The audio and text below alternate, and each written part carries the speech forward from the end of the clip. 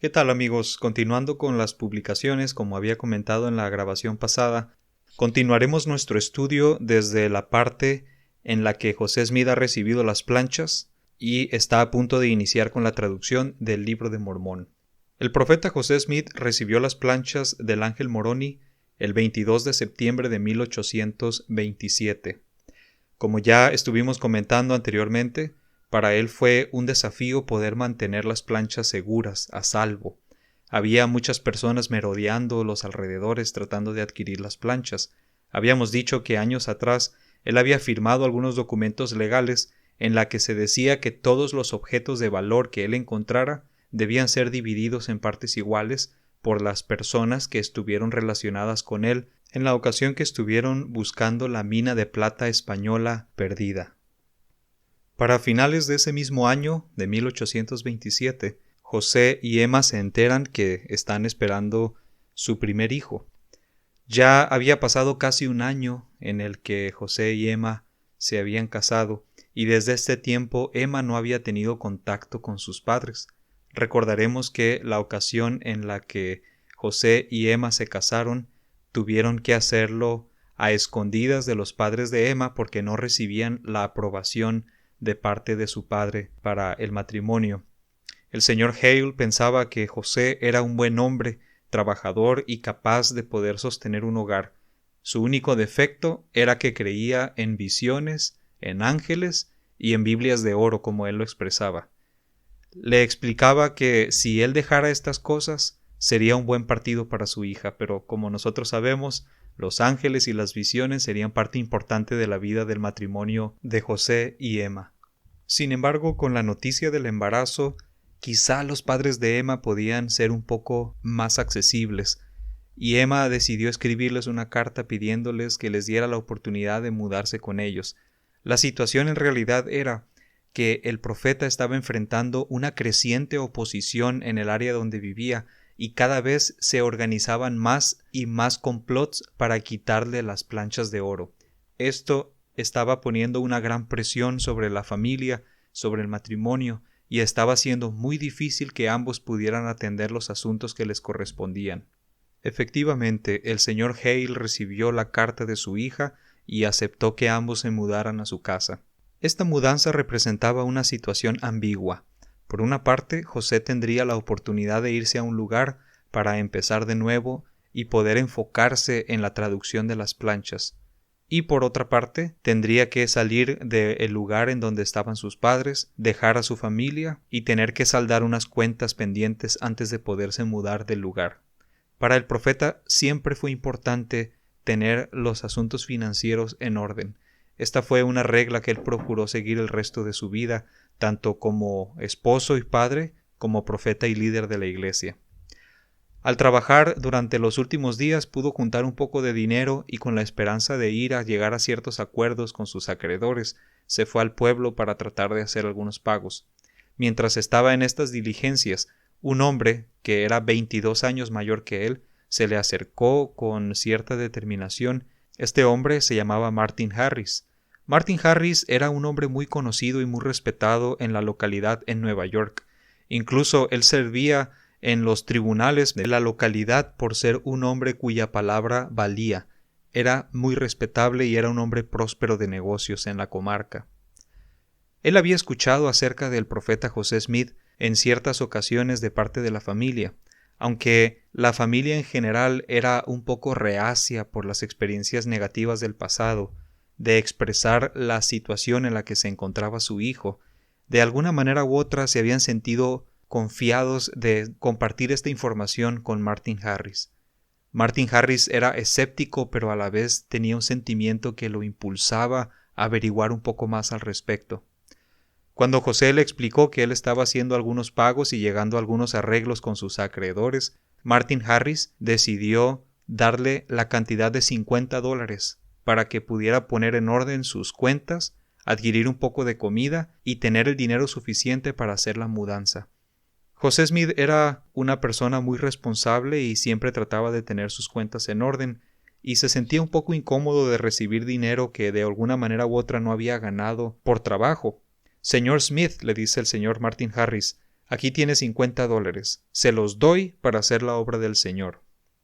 José trató de firmarle un documento, un pagaré, pero Martin Harris se rehusó y le dijo que todas las personas que estaban presentes eran testigos de que él estaba dándole ese dinero de su buena voluntad.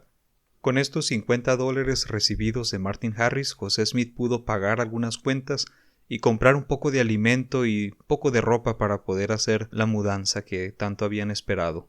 La semana después, el matrimonio de José y Emma llegó a casa de la familia Hale, los padres de Emma. Martin Harris había tenido una cierta curiosidad respecto a las planchas de José. Días antes de haberle dado el dinero, él estuvo en presencia de la familia Smith cuando José llevaba las planchas cargando en una caja de madera. Martin Harris le dijo a José que si él podía ver las planchas, le daría todo el apoyo que él necesitara para sacar a luz la obra que el Señor le había mandado. José le dijo que no tenía autorización para mostrar las planchas a nadie, pero que podía permitirle cargar y sopesar la caja para darse cuenta de que las planchas estaban en su interior. Martin Harris lo hizo, tomó la caja, sintió el peso y le dijo a José que no debía culparlo por sentir cierto escepticismo. Al llegar a casa de los papás de Emma, la escena se repitió. El señor Hale le dijo a José que si él podía ver las planchas de oro, entonces tendría todo el apoyo que necesitaba para poder sacar a la luz el libro de Mormón. José, coherente con la versión de Martin Harris, le dijo exactamente lo mismo, que no le podía mostrar las planchas a nadie, pero que podía sopesar la caja para sentir las planchas en su interior. El señor Hale tomó la caja, la sopesó, y al sentirse impotente de no poder ver algo cuyo peso estaba sintiendo, se molestó con José Smith y le dijo que no podía tener esos objetos en la casa hasta que no los viera él con sus propios ojos. José entonces se mudó a vivir en una cabaña en las orillas de la propiedad de los Hale, junto con su esposa Emma, por supuesto, para iniciar de nuevo y sentirse tranquilos. Durante estos días, José hizo algunas copias con la ayuda de Emma de los caracteres que se encontraban en las planchas de oro. Es importante recalcar que aunque no sabemos exactamente cómo esto se llevó a cabo, lo que sí sabemos es que Emma nunca en toda su vida pudo ver las planchas de oro. En este proceso de copiar los caracteres de las planchas al papel, Emma sirvió como la primera escriba para su esposo. De una forma u otra, él estuvo copiando caracteres y con la ayuda del Urim y el Tumim estuvo haciendo ciertas traducciones con la finalidad de familiarizarse con el uso de los intérpretes. Era un proceso que le demandaba un esfuerzo espiritual importante. Poco tiempo después de esto, Martin Harris llegó con ellos y se encontró con José mientras éste vivía en la casa de sus suegros. Martin Harris le dijo que él conocía a muchos hombres de importancia en Nueva York y que él podía tomar ciertos caracteres que él había copiado y llevarlos a donde estos estaban para que les dieran un certificado de autenticidad, un documento que avalara la realidad de las planchas y de los caracteres que José estaba a punto de traducir.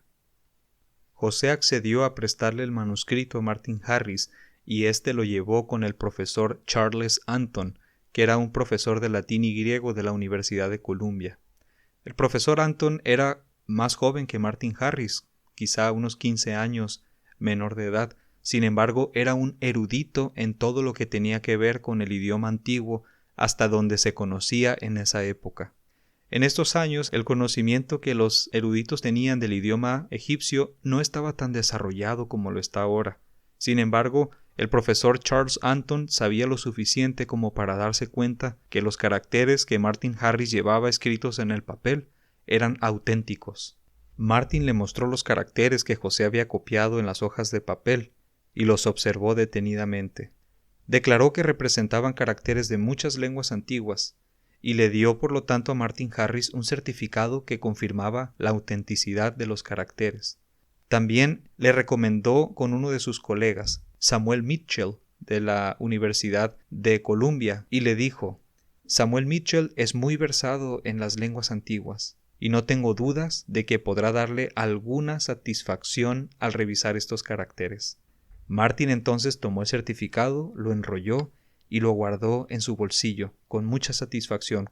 Cuando estaba a punto de partir, lleno de curiosidad, el profesor Charles Anton le preguntó a Martin Harris cómo es que habían obtenido ellos estas planchas con estos caracteres. Entonces le hizo saber que un ángel de Dios le había revelado a José mediante una revelación divina en dónde se encontraban ubicadas.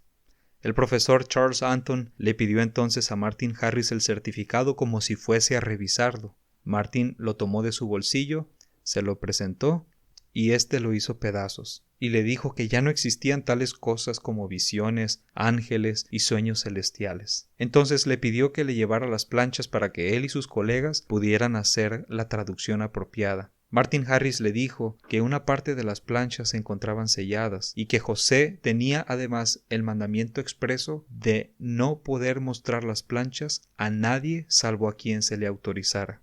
Charles Anton, con un poco de escepticismo, le dijo: por supuesto que no puedo leer un libro sellado, y le advirtió a Martin que José probablemente era un charlatán que procuraba engañarlo. Tenga cuidado con los timadores, le dijo Charles Anton a Martin Harris. Martin Harris dejó al profesor Anton y fue entonces con Samuel Mitchell, como éste se lo había recomendado. Este segundo erudito recibió a Martin con un poco más de amabilidad y escuchó el relato que tenía para darle. Sin embargo, no logró comprender lo que le trataba de decir. Observó los jeroglíficos y dijo que tenían la apariencia de ser egipcios y que parecía que habían sido escritos por una nación distinta a los egipcios. Sin embargo, no logró comprender en su totalidad lo que trataban de decir. No pudo traducirlos. Martin Harris ese día llegó a dos conclusiones. La primera de ellas, que efectivamente las planchas que José tenía estaban escritas en un idioma egipcio o en un idioma antiguo, y que éstas eran verídicas. Y la segunda, que si los hombres más versados de Estados Unidos en ese momento no podían traducir el registro, entonces efectivamente José era quien tenía que cumplir con esta misión.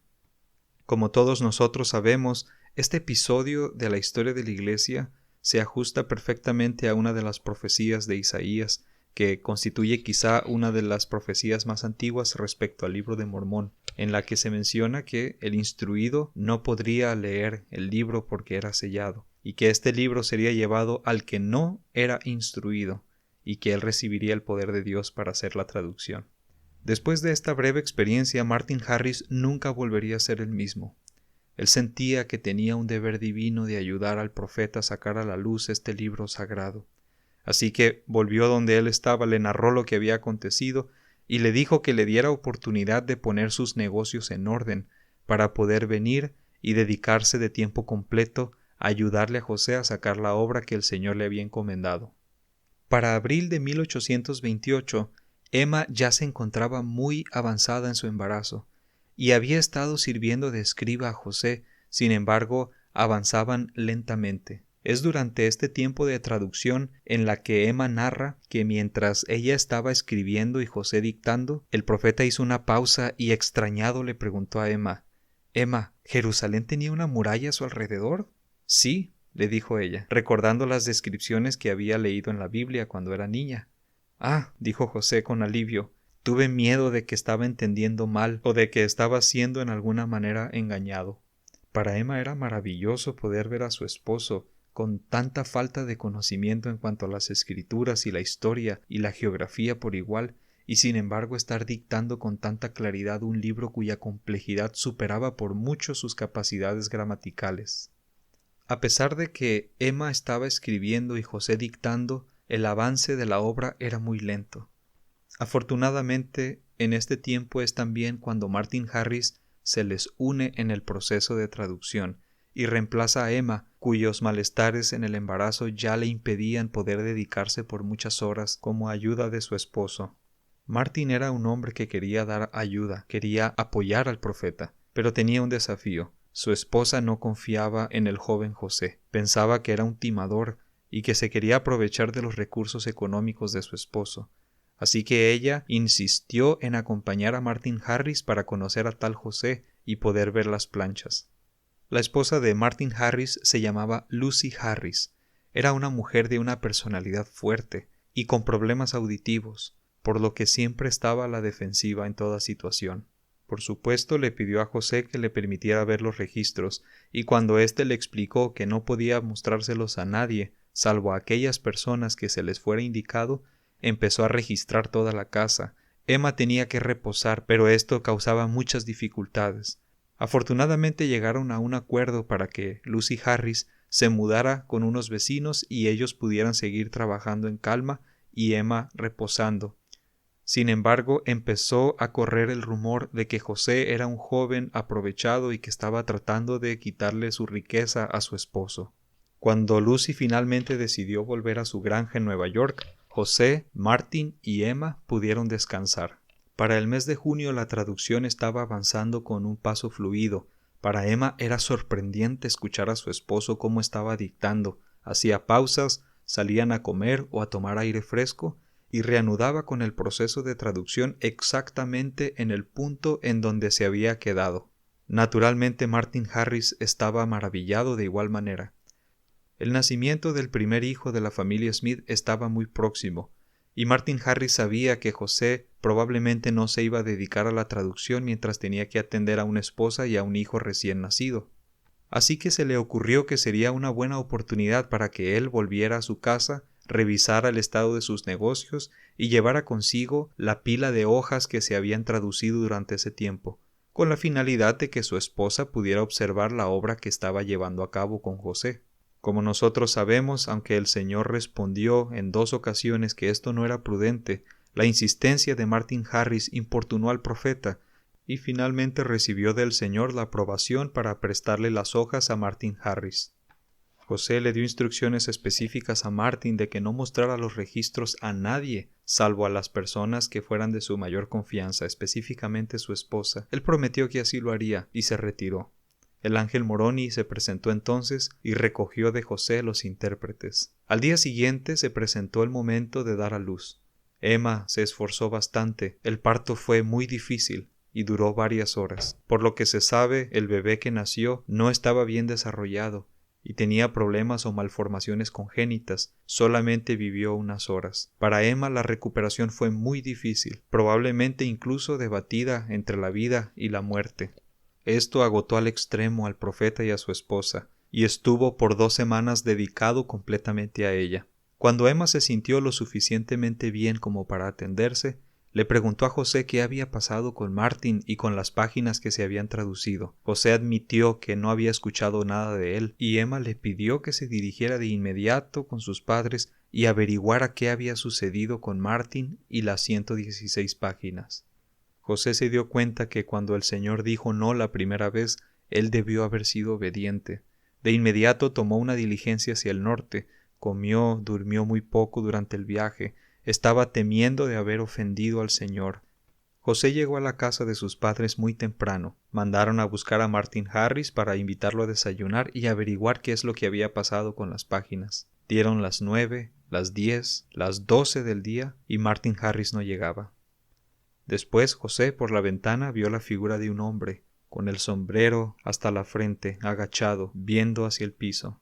Martin se acercó a la propiedad, se sentó sobre la cerca y se quedó profundamente pensativo. José sabía que las cosas no estaban bien. Finalmente Martin reunió el coraje para entrar a la casa de los Smith.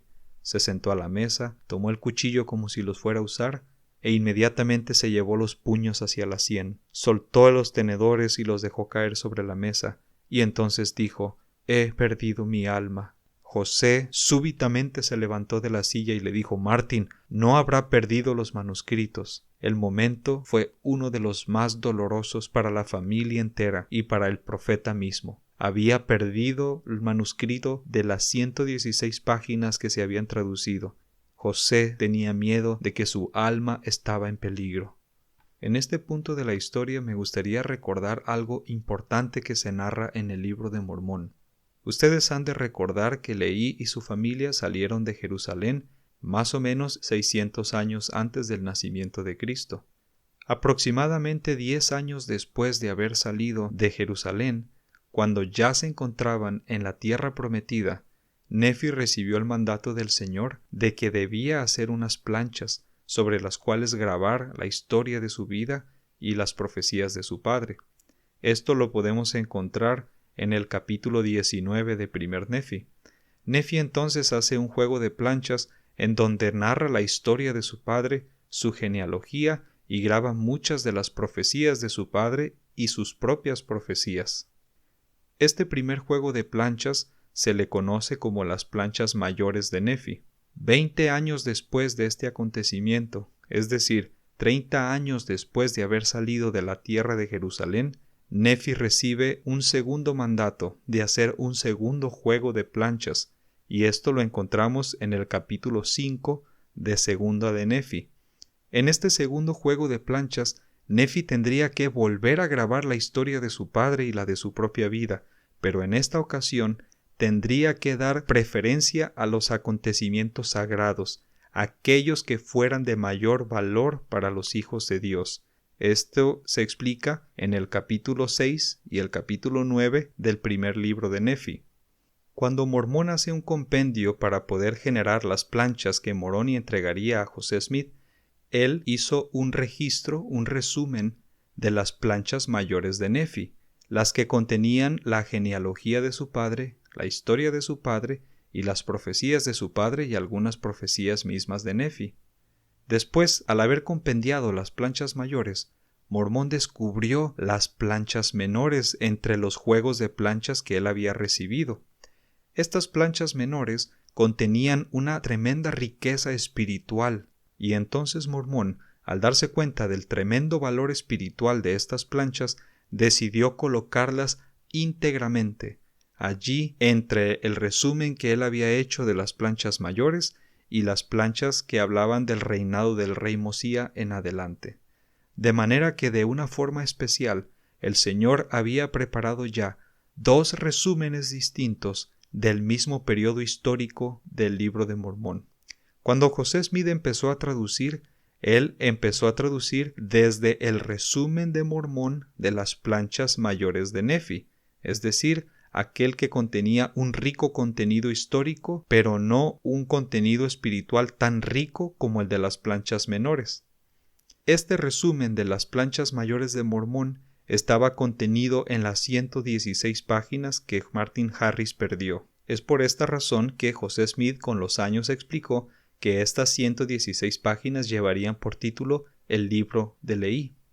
Es extremadamente impresionante poder ver cómo el Señor, desde muchos años atrás, pudo prever lo que sucedería y prepararse con un plan de respaldo para que la mayor parte, la parte espiritualmente rica, no se extraviara en el libro de Mormón. No puedo imaginar el pesar y el dolor del profeta José Smith al saber que había extraviado 116 páginas valiosas. Este dolor y este pesar se sumó al hecho de casi haber perdido a su esposa y al hecho de haber perdido a su hijo primogénito. Las semanas siguientes fueron de extrema educación para el profeta. Aprendió por la vía difícil que tiene que confiar en Dios y no temer a los hombres, a pesar de que ese hombre fuera alguien que le había confiado dinero, tiempo y recursos, cosa que hasta el momento nadie había hecho por el profeta. Es en este contexto que se recibe la revelación de Doctrina y Convenios contenida en la sección 3, en julio de 1828. Durante una corta temporada el profeta se quedó sin la facultad de continuar con la traducción debido a que el ángel Moroni se había quedado con los intérpretes. Sin embargo, el Señor le dijo que si se arrepentía, todavía era escogido, y entonces podía continuar con la traducción de las planchas. Les extiendo la invitación a todos a estudiar la sección 3 de Doctrina y Convenios y poder revisar todo lo que el Señor le enseña, las doctrinas que le enseña y también las cosas que habla referente al libro de Mormón. Tiene una gran riqueza, un gran significado para nosotros, que somos descendientes del pueblo de Leí. Cuando el profeta recibe de vuelta a los intérpretes, entonces él ya no traduce las 116 páginas perdidas, y tampoco empieza a traducir inmediatamente después de donde se había quedado, sino que él se salta las planchas menores de Nefi y empieza a traducir a partir del libro de Mosía, de manera que la traducción del libro de Mormón en sí se llevó a cabo de Mosía a Moroni, y de Moroni regresó a traducir de primer Nefi hasta Palabras de Mormón. Este periodo de tiempo marca la primera etapa o la primera fase de la traducción del Libro de Mormón. Fue un tiempo de mucha enseñanza para el profeta, de mucha riqueza y de mucho valor para nosotros también.